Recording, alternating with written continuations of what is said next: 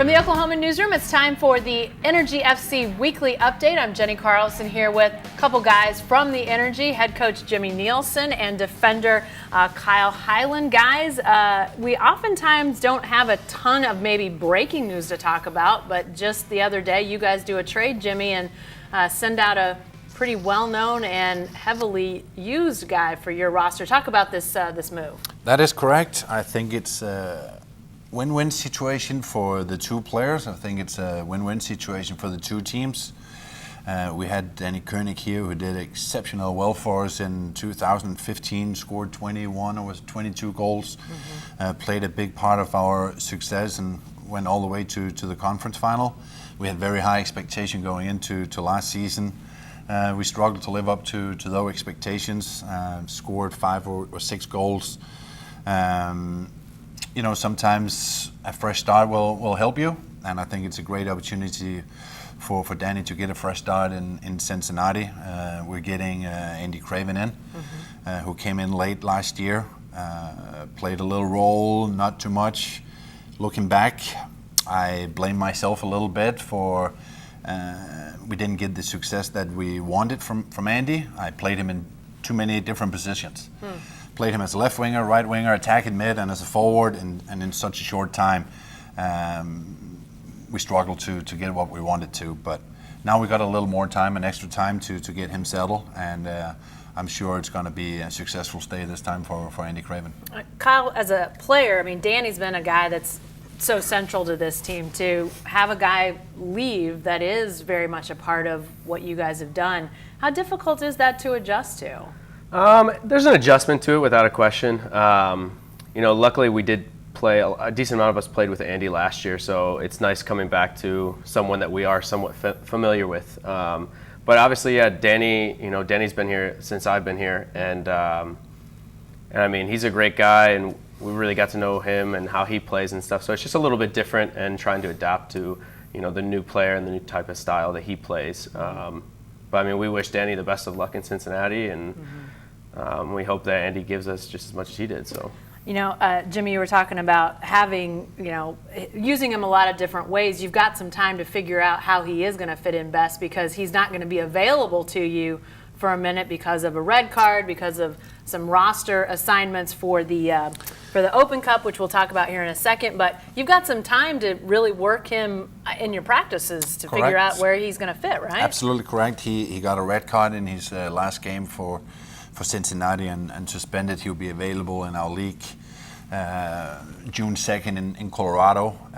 If we're good and lucky enough to go to second round in the U.S. Open Cup, he will be available there as well. Okay. Well, let's talk about the U.S. Open Cup. Let's start off with the fact that the U23 team already in, already playing, already victorious. Pretty good result for your guys, Jimmy. They had a dramatic game last night, went all the way to penalty shootouts, and they're through to next round, and they'll play Tulsa Roughnecks.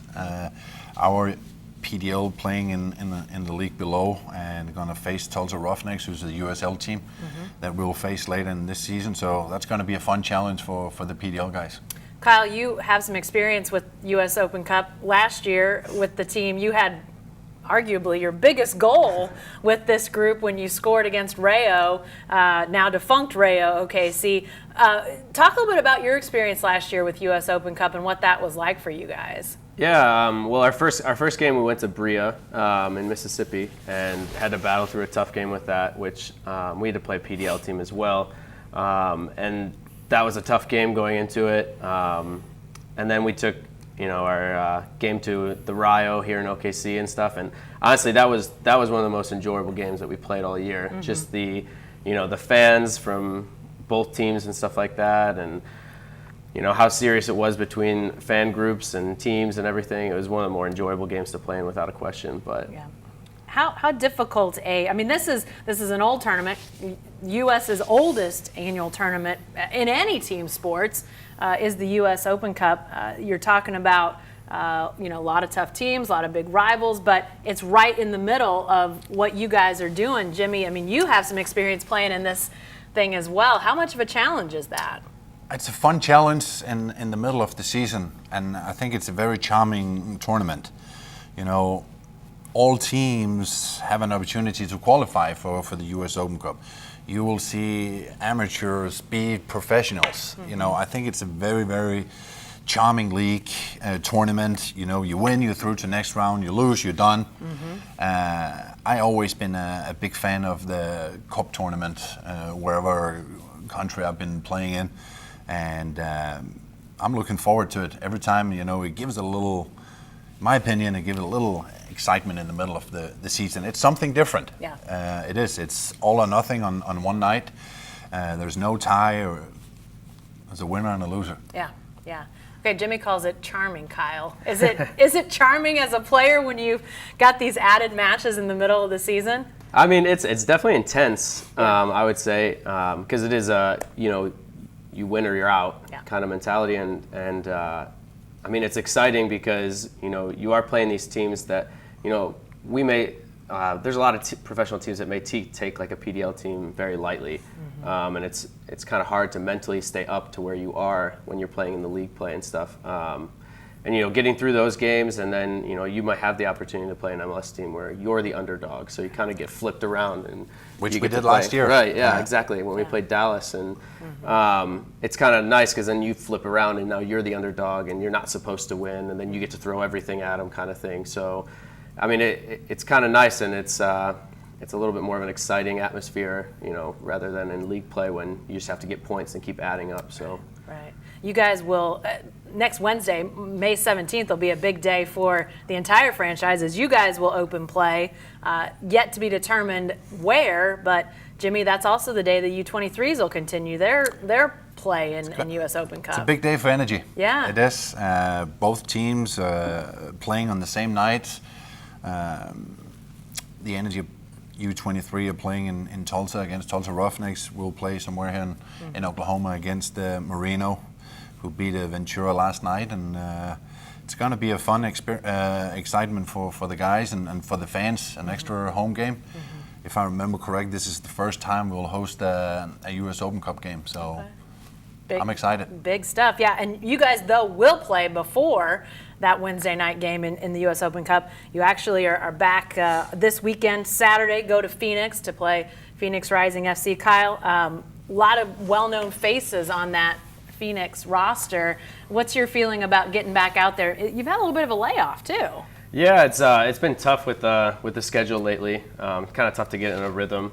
But no, I mean, we're all excited. We prepared well this week for the game on Saturday. And yeah, I mean, they have big names and stuff, but I think we're a little bit more focused on what we're doing and what we need to do going into the game rather than focusing on the names that they have and whatnot. So Jimmy, some of those names, though, Omar Bravo, a guy that was here when Chivas came to play in that friendly last summer. Didier Drogba, a guy that's well known on the international circuit. I mean, maybe it's just an interest level, but I got to think that's pretty intriguing to see guys with that caliber of name recognition on the other side of the pitch. It must be a little extra motivation for our guys facing such big names. Yeah. Drogba done fantastic in Europe. Omar Bravo been in Europe as well. Played in the MLS as well. Sean Wright Phillips in Europe. All three superstars wherever they have played. So it's good for the league. I think it's apparently it's very good for the fan base out there in Phoenix. They think they average around 7,000 people a game right now. They really picked it up out there. So it's going to be a fun challenge for us. But as Kyle said, it's not so much about their big names. It's about us. You know, we had a disappointing performance against RGV, and I need to see a reaction, and we've got to bounce back and get some points now. What's going to be important in your mind, Kyle, as far as going out there and getting a win in what sounds like it's going to be a pretty hostile environment? You know, I think it's more sticking together and fighting together. I think at times we've kind of lacked on that aspect. You know, getting on the same page and kind of throwing our heart out in the game, because I think, you know, a team that works together and plays for each other is going to be one of the hardest teams to beat. And I think going into this game, I think that unification and stuff, I think we'll be able to really press for that 3 points and everything. What do you feel like you need to see, Jimmy, out of these guys? I agree with what he's saying. What I want to say, when we stick together and we play like a team and things are going a little bit our way, we are really, really good. Where we need to improve is when things are not going our way. We can't expect the game to go our way for 90 plus minutes. There will always, no matter who we're playing, be moments in the game where things are not going our way. And that's the area we need to improve and stick together better than what we've done in the first 5 games. All right, Saturday night out in Phoenix. That game will be, you can see that game on News 9 Plus. It starts at 9:30. That's 9:30 Oklahoma time. You can see that game there. And then Wednesday, we'll have details coming up, how people can get tickets and all that sort of thing. EnergyFC.com is your one-stop shop for all those details on tickets and game times and locations. Be sure to stay with the best coverage team anywhere at newsok.com and every day in the Oklahoman.